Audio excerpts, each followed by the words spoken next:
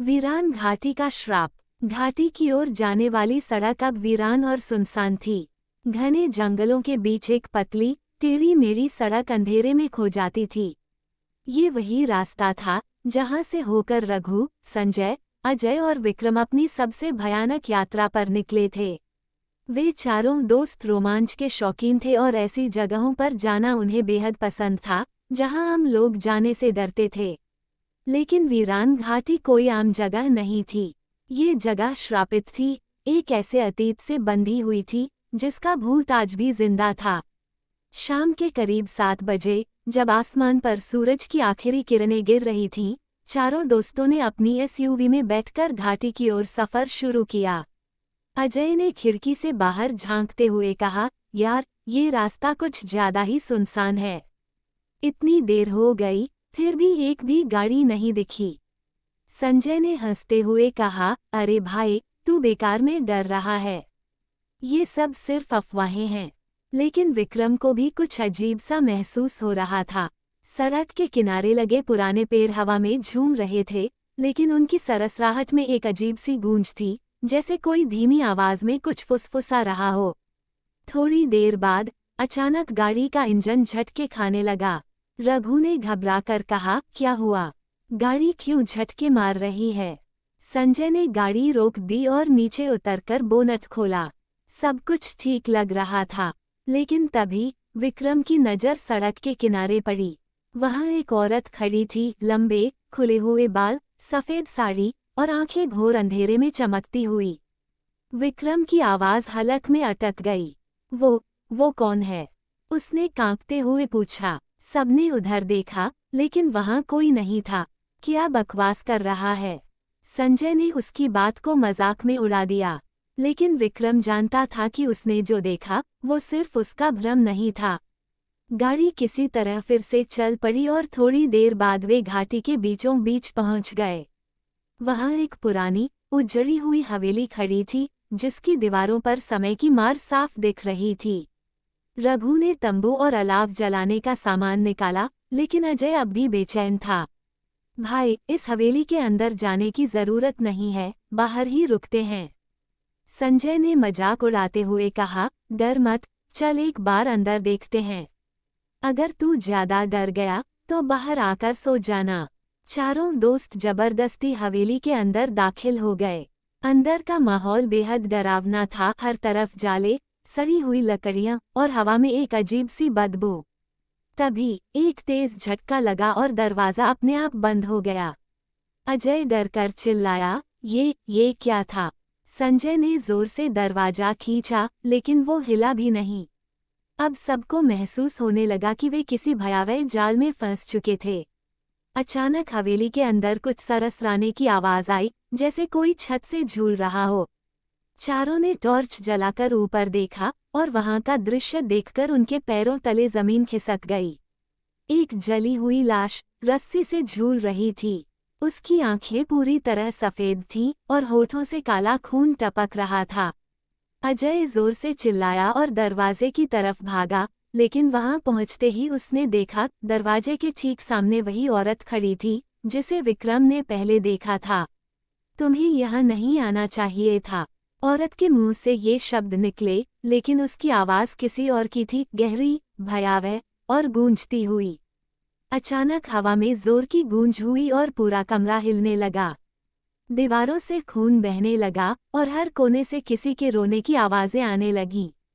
संजय, जो अब तक निडर बना हुआ था, उसने अपनी पूरी ताकत से दरवाजे पर लात मारी। दरवाजा खुल गया और वे बाहर भागे। गाड़ी तक पहुंचते ही उन्होंने महसूस किया कि हवेली अब वैसी नहीं थी। जब उन्होंने पलटकर देखा तो वो गायब हो चुकी थी। अब चारों दोस्त पूरी तरह सदमे में थे। रघु ने थरथराते हुए कहा, ये सब क्या था? वो हवेली, वो औरत और वो लाश। तभी पीछे से किसी ने धीमे से हंसने की आवाज निकाली। वे सबने पलटकर देखा। विक्रम अभी भी हवेली की तरफ देख रहा था, लेकिन उसका चेहरा बदल चुका था। उसकी आंखें सफेद थीं और होंठों पर वही भयानक मुस्कान थी। मैंने कहा था ना, तुम लोग यहाँ नहीं आना चाहिए थे। और फिर एसयूवी का इंजन अपने आप स्टार्ट हो गया गाड़ी हवा में उठने लगी और चारों दोस्तों की चीखें पूरे जंगल में गूंजने लगीं। कई सालों बाद जब कुछ और लोग वीरान घाटी की उस जगह पर पहुंचे तो उन्होंने वहां 4 जलती हुई लाशें देखीं। लेकिन वहां न कोई हवेली थी, न कोई औरत और न ही कोई विक्रम। लेकिन हाँ, हर रात जब हवा बहती थी तो किसी के कानों में एक अजीब आवाज सुनाई देती, तुम लोगों को यहाँ नहीं आना चाहिए था। अंधेरे का मेहमान। गांव से दूर घने जंगल के किनारे एक पुरानी हवेली थी जिसे लोग अंधेरे की हवेली कहते थे। वहां जो भी रात में गया वह फिर कभी वापस नहीं लौटा। गांव वालों का कहना था कि रात होते ही हवेली से डरावनी आवाजें आती थीं, फुसफुसाहटें, खामोश चीखें और भारी कदमों की आहटें।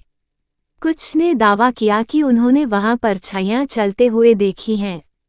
लेकिन जब कोई पास जाता तो वहां कुछ नहीं होता। लोगों का मानना था कि हवेली में कोई अंधेरे का मेहमान रहता है जो हर साल एक नए इंसान को अपना शिकार बनाता है। एक दिन रोहन नाम का एक युवक शहर से अपने गांव लौट रहा था।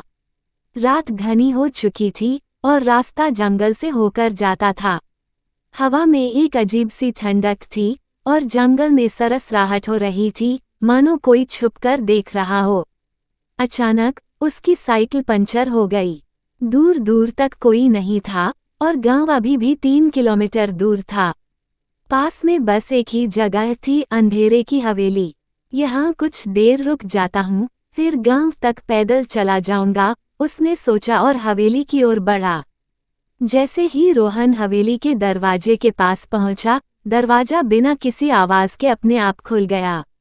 अंदर घना अंधेरा था। टॉर्च जलाकर उसने अंदर झांका। हवेली के अंदर धूल जमी थी, लेकिन वहां एक अजीब सी गंध थी, जैसे किसी पुराने सड़े हुए शव की। अचानक हवेली की घड़ी अपने आप बज उठी, टन टन टन। रोहन ठिठक गया। उसे लगा कि कोई उसे देख रहा है। उसने इधर उधर नजर दौड़ाई, लेकिन वहां कोई नहीं था। तभी उसे अपने पीछे भारी कदमों की आहट सुनाई दी, टप टप टप। उसका दिल जोर से धड़कने लगा। जैसे ही वह पलटने वाला था, एक खिड़की जोर से खुल गई और अंदर से ठंडी हवा के साथ किसी के फुसफुसाने की आवाज आई, नया मेहमान आ गया। रोहन घबरा गया और बाहर भागने ही वाला था कि दरवाजा जोर से बंद हो गया। पीछे से धीमी भारी आवाज आई, अब तुम भी अंधेरे के मेहमान हो। रोहन ने देखा कि सीढ़ियों पर एक परछाई हिल रही थी। टॉर्च की रोशनी डालते ही वह चीख पड़ा। सीढ़ियों पर एक लंबा आदमी खड़ा था, जिसकी आंखें काली और गहरी थीं, मानो उनमें कोई आत्मा ही न हो। उसके कपड़े फटे हुए थे और वह धीरे धीरे सिर उठा रहा था। तभी अचानक हवेली की छत से कई उल्टे लटके हुए साए जमीन पर गिरने लगे। उनकी आंखों से काला धुआं निकल रहा था और वे जमीन पर घिसकते हुए रोहन की तरफ बढ़ रहे थे। हवेली की दीवारों से तेज खरोंचने की आवाज आने लगी, चर्रर्रा चर्रर्रा। रोहन ने पूरी ताकत से दरवाजे की ओर भागा, लेकिन दरवाजा खुल नहीं रहा था। पीछे से आवाज आई, अब तुम भी हमारे साथ रहोगे। रोहन ने डर से पीछे देखा। वह आदमी अब हवा में तैर रहा था और उसके चेहरे से खून टपक रहा था। तभी अचानक छत से कई साए रोहन की ओर लपके। उनके हाथ लंबे और काले थे और जैसे ही उन्होंने रोहन को छुआ, उसे ऐसा लगा कि उसकी पूरी ऊर्जा खींची जा रही है। उसने पूरी ताकत से चीखते हुए दरवाजे को धक्का मारा और अचानक दरवाजा खुल गया। वह धड़ाम से बाहर गिरा और बेहोश हो गया। अगली सुबह गांव वालों को रोहन हवेली के बाहर बेहोश पड़ा मिला। लेकिन जब वह उठा तो उसकी आंखें बदल चुकी थीं, वे अब काली और गहरी थीं, ठीक उसी आदमी की तरह जिसे उसने हवेली में देखा था। गांव के लोग अब डर रहे थे, क्योंकि वे जानते थे अब हवेली को नया अंधेरे का मेहमान मिल चुका था। खत्म या नहीं। श्रापित हॉस्टल। राजस्थान के विजयगढ़ में स्थित एक पुराना और वीरान पड़ा विजयगढ़ हॉस्टल अपनी डरावनी कहानियों के लिए मशहूर था। एक समय था जब यहाँ हजारों छात्र रहते थे, लेकिन आज ये जगह उजाड़ पड़ी थी। दीवारों पर सीलन और फर्श पर जमी धूल इस हॉस्टल के भूतिया होने की गवाही देती थी। लोगों का कहना था कि जो भी इस हॉस्टल में रात बिताने जाता वह या तो पागल हो जाता या फिर कभी लौटकर नहीं आता। लेकिन ये हॉस्टल हमेशा से ऐसा नहीं था। इसके अतीत में छिपी थी एक खौफनाक कहानी, एक ऐसा भयानक सच जिसने इस हॉस्टल को श्रापित बना दिया था। साल 1985 विजयगढ़ कॉलेज का ये हॉस्टल तब भी छात्र छात्राओं से भरा हुआ था। इन्हीं छात्रों में से एक थी संध्या, एक होशियार और सीधी सादी लड़की। वह रात को देर तक पढ़ाई करने की आदी थी।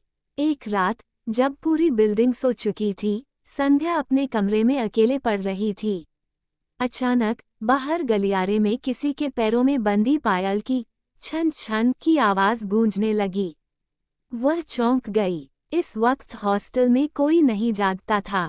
उसने दरवाजा खोला और बाहर झांका।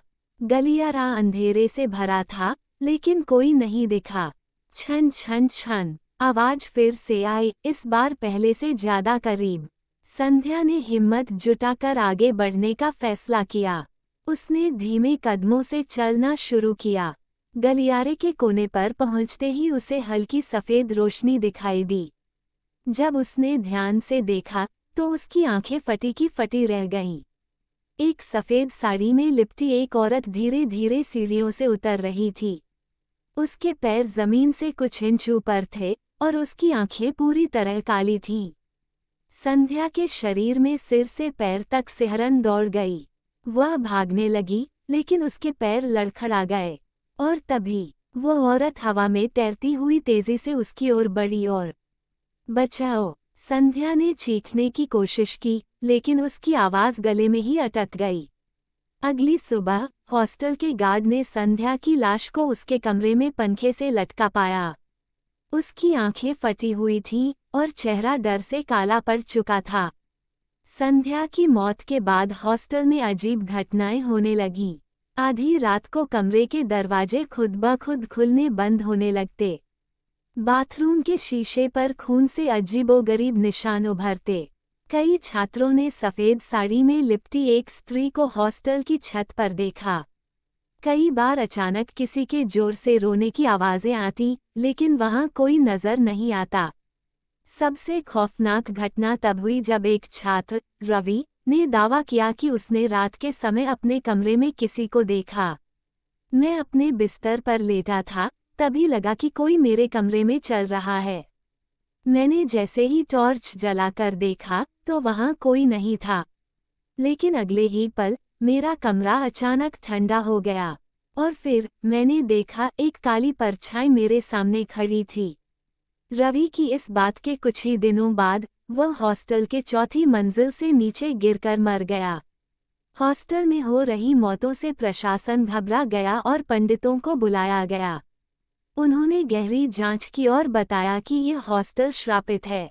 जब प्रिंसिपल ने कारण पूछा तो पंडित ने बताया, ये हॉस्टल जिस जमीन पर बना है वहां पहले एक विधवा महिला को जिंदा जला दिया गया था। वह बदला लेने के लिए यहाँ भटक रही है। जब तक उसका श्राप नहीं हटता ये हॉस्टल कभी शांत नहीं रहेगा। लेकिन हॉस्टल प्रशासन ने इस बात को नज़रअंदाज कर दिया और हॉस्टल चालू रखा। साल 1995 4 दोस्त अजय, विशाल, पूनम और नीतू इस हॉस्टल में रात बिताने का चैलेंज लेते हैं। उन्हें भूतों पर यकीन नहीं था। रात के 12 बजते ही अजीब घटनाएं शुरू हो गईं। गलियारे में किसी के तेजी से दौड़ने की आवाज आई। दीवारों पर खून के निशान उभरने लगे। पूनम के बाल खुद ब खुद ऊपर उठने लगे, जैसे किसी ने उन्हें खींचा हो। तभी अचानक कमरे का दरवाजा जोर से खुल गया और सामने खड़ी थी वह सफेद साड़ी वाली औरत। उसके चेहरे की चमड़ी गल चुकी थी और उसकी आंखें गहरी काली थीं। अजय चीखते हुए भागा, लेकिन दरवाजा बंद हो गया। कमरे के अंदर मौजूद शीशे में लिखा था, अब कोई नहीं बच सकता। नीतू कांपती हुई कोने में सिमट गई, लेकिन तभी उसने महसूस किया कि कोई उसके पीछे खड़ा है। उसने धीरे धीरे मुड़कर देखा और अगली सुबह हॉस्टल के गार्ड ने देखा कि चारों दोस्त कमरे में बेसुध पड़े थे। उनकी आंखें डर से बाहर निकल आई थीं और उनके शरीर ठंडे पड़ चुके थे। इस घटना के बाद हॉस्टल हमेशा के लिए बंद कर दिया गया। लेकिन कहते हैं, अगर कोई आज भी आधी रात को इस हॉस्टल के पास जाता है तो उसे किसी के पैरों की छन छन की आवाज़ सुनाई देती है। और अगर कोई रुक गया तो वह आत्मा उसे अपने साथ ले जाती है, हमेशा के लिए। क्या आप इस हॉस्टल में रात बिताने की हिम्मत रखते हैं?